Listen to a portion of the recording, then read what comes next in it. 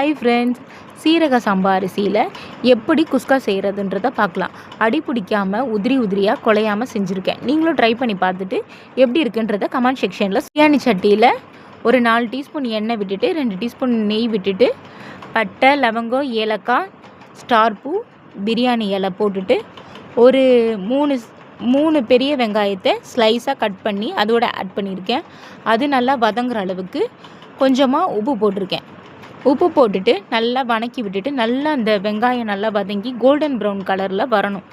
வந்ததுக்கப்புறமா ஒரு 2 டீஸ்பூன் இஞ்சி பூண்டு பேஸ்ட்டு போட்டிருக்கேன். அதோடு சேர்த்துட்டு அந்த இஞ்சி பூண்டு பச்சை வாசனை போகிற அளவுக்கு கொஞ்சமாக கலரிக்கோங்க.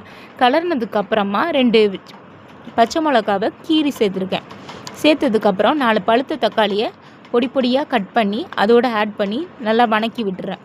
வதக்கி விட்டதுக்கப்புறமா அந்த வெங்காயம் தக்காளி எல்லாமே நல்லா குழைய வேகணும். வேகினதுக்கப்புறம் சின்ன வெங்காயம் ஒரு 10 சின்ன வெங்காயத்தை எடுத்து நல்லா பேஸ்ட்டாக அரைச்சி இதோட ஆட் பண்ணியிருக்கேன். இந்த சின்ன வெங்காயத்தோட ஃப்ளேவர் செம்மையாக இருக்குது. நீங்கள் ட்ரை பண்ணி பாருங்கள். சின்ன வெங்காயம் போட்டு குஸ்கா செஞ்சால் அது ஒரு டேஸ்ட்டே தனியாக இருக்குது. அது நல்லா வதங்கினதுக்கப்புறமா 1 டீஸ்பூன் மிளகாத்தூள், 2 டீஸ்பூன் பிரியாணி மசாலா இதோட சேர்த்துருக்கேன். சேர்த்துட்டு நல்லா கிளறிட்டு ஒரு கைப்பிடி புதினா, ஒரு கைப்பிடி கொத்தமல்லி போட்டு அதையும் போட்டு நல்லா கிளறிட்டு ஒரு 3 டீஸ்பூன் தயிரை ஃப்ரெஷ் தயிராக அதோட ஆட் பண்ணிக்கோங்க. இப்படி பண்ணிகிட்டு இருக்கும் போதே நான் என்ன பண்ணிட்டேன், ஒரு பிரியாணி செய்கிறதுக்கு 1 மணி நேரத்துக்கு முன்னாடியே சீரக சம்பாவை நல்லா கழுவிட்டு ஊற வச்சு எடுத்துட்டேன்.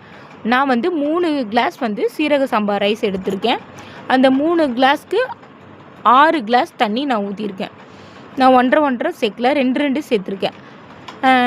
6 கிளாஸ் தண்ணியை இதோட சேர்த்துருக்கேன். சேர்த்துட்டு நல்லா கொதி வந்ததுக்கப்புறமா அரிசியை எடுத்து கழுவி வச்சிருந்த அரிசியை நல்லா தண்ணி இல்லாமல் அதோட சேர்த்துக்கோங்க. சேர்த்துட்டு அரிசியும் தண்ணியும் சரி சமமாக வர அளவுக்கு நல்லா ஒரு மீடியம் ஃப்ளேமில் நல்லா கொதிக்க விட்டுருங்க. கொதிக்க விட்டதுக்கப்புறம் அது நல்லா கொதித்து வந்ததுக்கப்புறம் தட்டை போட்டு மூடிட்டு அது மேலே தம் வச்சு ஒரு 20 நிமிஷம் ஸ்லோ ஃப்ளேம்லே வச்சு எடுத்திங்கன்னா பிரியாணி ரெடி ஆகிடும். இதை நீங்கள் வீட்டில் ட்ரை பண்ணி பாருங்கள். ட்ரை பண்ணி பார்த்துட்டு எப்படி இருக்குன்றதை சொல்லுங்கள். நிறைய பேர் சப்ஸ்கிரைப் பண்ணாமையே என்னோடய வீடியோ பார்த்துட்ருக்கீங்க. நீங்கள் சப்ஸ்கிரைப் பண்ண தான் எனக்கு ஒரு மோட்டிவேஷனாக இருக்கும். நீங்கள் இந்த வீடியோ உங்களுக்கு பிடிச்சிருந்துச்சா லைக் பண்ணுங்கள், ஷேர் பண்ணுங்கள், சப்ஸ்கிரைப் பண்ணுங்கள். தேங்க்யூ.